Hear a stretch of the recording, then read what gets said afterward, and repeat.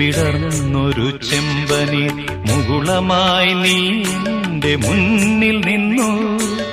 ഒരു ദലം മാത്രം വിടർന്നൊരു ചെമ്പനീർ മുകുളമായി നീ എന്റെ മുന്നിൽ നിന്നു. തരളകപോലങ്ങൾ നുള്ളി നോവിക്കാതെ കഴുകാതെ ഞാൻ നോക്കി നിന്നു.